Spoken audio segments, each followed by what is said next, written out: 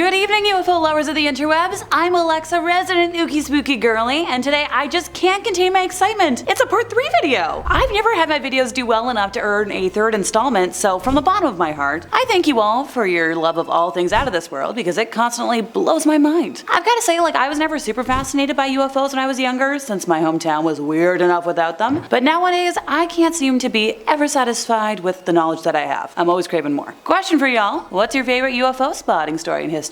Let me know in the comments. Personally speaking, other than Roswell, my favorite encounter is kicking around #1 today, so be sure to stick around for that. And also stick around for another edition of comment section shoutouts. I'm having fun with those. On that note, folks, welcome to the mysterious UFO footage NASA can no longer ignore, part 3.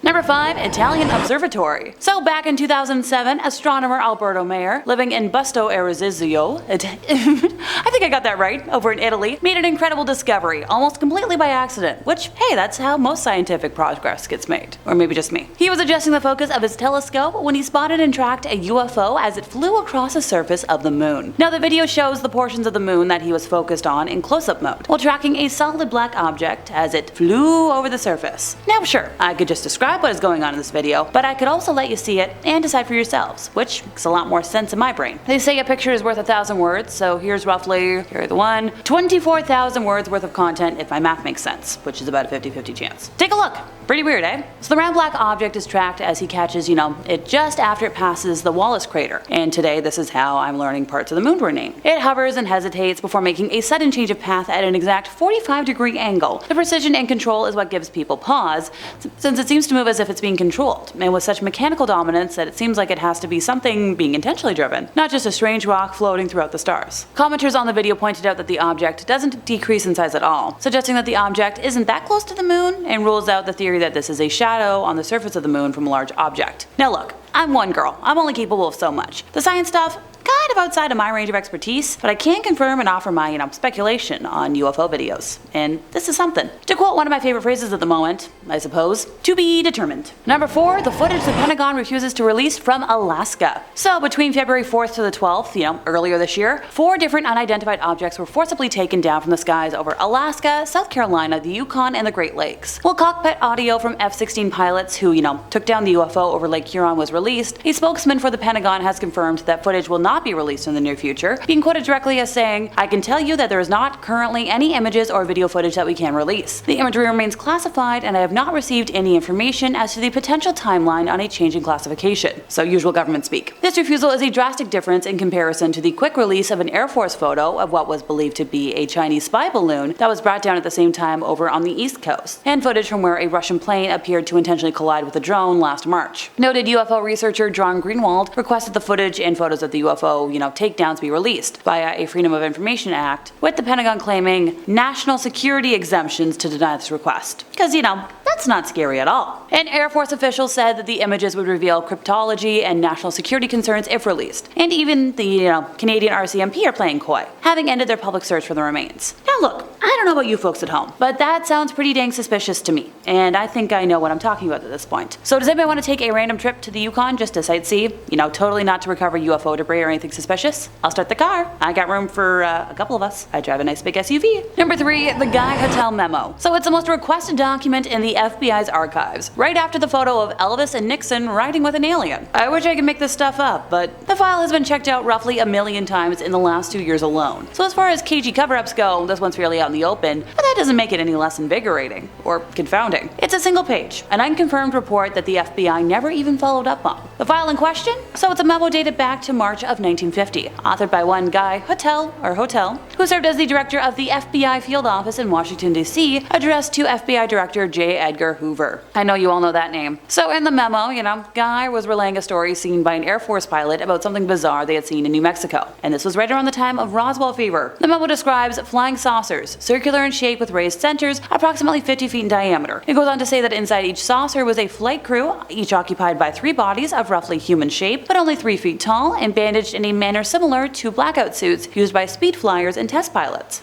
The memo goes on to claim that the crafts were found because an aircraft radar had interfered with the controlling mechanisms of the saucer, and concludes by saying, "No further evaluation was ever attempted." I don't know about you? But it seems like this should be a significantly bigger deal than that. No further evaluation? Oh, that's fine. Somebody in the Air Force claims they saw a series of flying saucers piloted by tiny men in shiny spacesuits not even 3 years after the Roswell incident, kind of took over New Mexico. But hey, it's nothing. At least I guess there's some comfort in knowing that the government has always behaved like this when it comes to investigating and reporting on possible UAP and UFO sightings. I believe it's worth mentioning that Project Blue Book was launched not even 2 years later, investigating UFO sightings in the Air Force. So once again, giving the government my usual dose of side-eye and yo, what the heck? Number 2, Ryan Graves' report. So Ryan Graves is a studied Air Force pilot, an FA-18 Super Hornet pilot specifically, who has flown the skies for 10 years and has seen countless UFOs in his time flying for the Navy, seen a lot of things he can't explain. He has recently spoke out saying these things would be out there all day. Keeping an aircraft in the air requires a significant amount of, the speeds that we have observed. 12 hours in the air is about 11 hours longer than we'd expect. On one particular incident back in late 2014, a Super Hornet pilot nearly crashed into one of these unknown objects. Some of these objects were caught on plane camera, and so, because it's me, we have some of that footage for you today. The pilot and his wingman were flying in tandem about 100 feet apart over the Atlantic East when something flew between them. Now, Lieutenant Graves said that the object looked like a sphere encasing a cube. The pilots were concerned because they were, a covert drone program, and government officials wouldn't have had them flying around fighter jets for fear of collision. It was this that had the Navy concerned that perhaps there was more to investigate with this particular encounter. But what was truly unsettling the pilots, besides the fact that there was an intense possible safety crash, was that these crafts were accelerating to hypersonic speeds, stopping and turning on a dime, which is not really something that human pilots are capable of. So what do the pilots think they were dealing with? Graves did speak out saying, we have helicopters that can hover. We have an aircraft that can fly at 30,000 feet and right at the surface. But combine all that in one vehicle of the some type with no jet engine, no exhaust plume? That's not possible. So what do we think, folks? This seems like something worth digging into, right?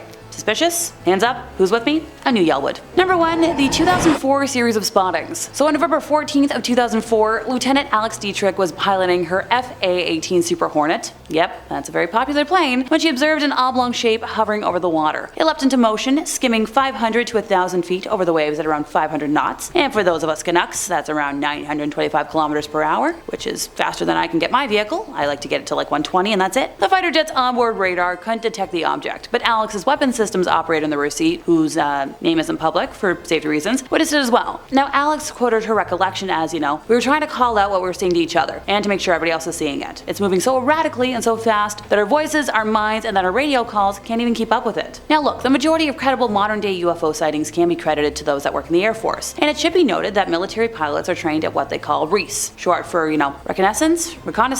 Every time I say it, somebody corrects me in the comments, so I'm not even going to try this time. And referring more specifically in this case to the art of recognizing aircrafts by their shapes, paint schemes, unit insignia, and more. On one of the other Super Hornets that launched was Lieutenant Commander Chad Underwood, who was able to capture the object on an infrared camera. It was about 40 feet long, round and smooth, and quickly received the nickname Tic Tac. Yep, you guessed it, this is my favorite UFO story. Now, all of the footage that the US government has confirmed as authentic and, unexplained, speak for itself, since I know we have the clip handy. And around this time, starting on November 10th to be exact, Gary Voorhees, a petty officer on the USS Princeton guided missile cruiser, had been reporting apparitions on his radar screens in the same area. Triple checking his equipment before he made his report, and being the main technician responsible for said equipment, along with having 6 years of Navy experience at the time, he described what he was seeing as impossible. In just seconds, an object had dropped to the waterline from 60,000 feet, hovered, and then zipped away at high velocity, making right angle turns that were quoted as being confounding and defying gravity. Hey, relax, Wicked fans, I'm right here with you. The objects returned for the next week, with Voorhees quoted as saying, "I was able to see it on the horizon, during the night and during the day, and it was definitely a glowing object. Could I tell you for 100% certainty what exactly it was we were tracking? Nope." Now, footage of this event used to exist, with Gary being able to vividly describe his memories, but has since been completely scrubbed from the internet.